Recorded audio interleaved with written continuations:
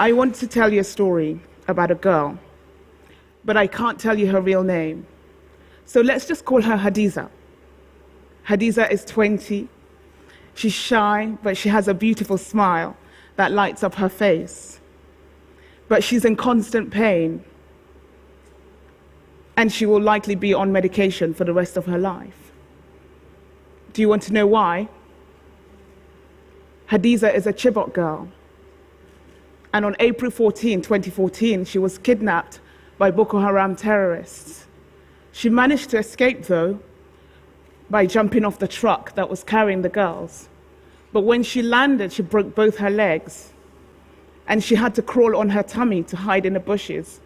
She told me she was terrified that Boko Haram would come back for her. She was one of 57 girls who would escape by jumping off trucks that day. The story quite rightly caused ripples around the world. People like Michelle Obama, Malala, and others lent their voices in protest. And at about the same time, I was living in London at the time, I was sent from London to Abuja to cover the World Economic Forum that Nigeria was hosting for the first time. But when we arrived, it was clear that there was only one story in town.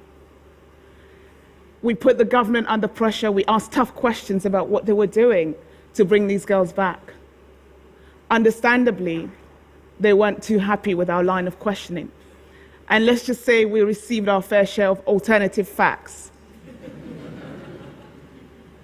Influential Nigerians were telling us at the time that we were naive, we didn't understand the political situation in Nigeria.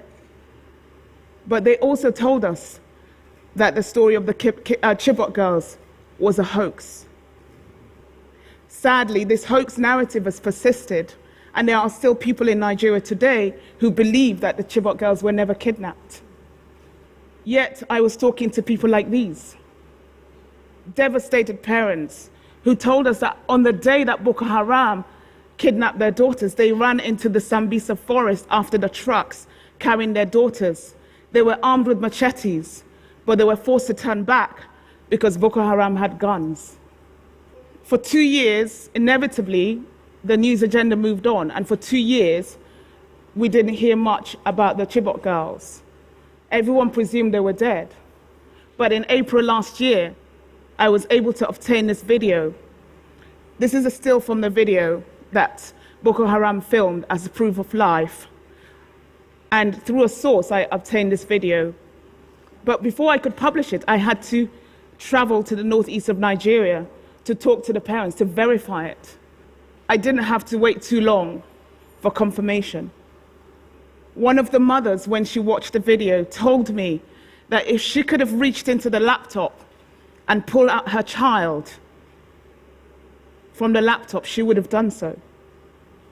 For those of you who are parents, like myself in the audience, you can only imagine the anguish that that mother felt. This video would go on to kickstart negotiation talks with Boko Haram. And a Nigerian senator told me that because of this video, they entered into those talks because they had long presumed that the Chibok girls were dead.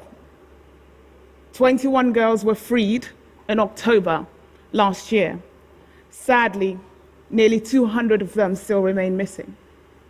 I must confess that I have not been a dispassionate observer covering this story. I am furious when I think about the wasted opportunities to rescue these girls. I'm furious when I think about what the parents have told me, that if these were daughters of the rich and the powerful, they would have been found much earlier. And I'm furious that the hoax narrative, I firmly believe, caused a delay, was part of the reason for the delay in their return. This illustrates to me the deadly danger of fake news. So what can we do about it? There are some very smart people, smart engineers at Google and Facebook, who are trying to use technology to stop the spread of fake news. But beyond that, I think everybody here, you and I, we have a role to play in that. We are the ones who share the content. We are the ones who share the stories online. In this day and age, we're all publishers, and we have responsibility. In my job as a journalist, I check, I verify. I trust my gut, but I ask tough questions. Why is this person telling me the story? What do they have to gain by sharing this information? Do they have a hidden agenda?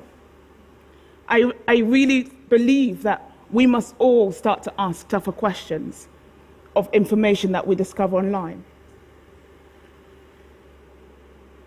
Research shows that some of us don't even read beyond headlines before we share stories.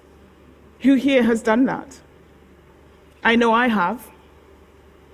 But what if we stop taking information that we discover at face value? What if we stop to think about the consequence of the information that we pass on and its potential to incite violence or hatred?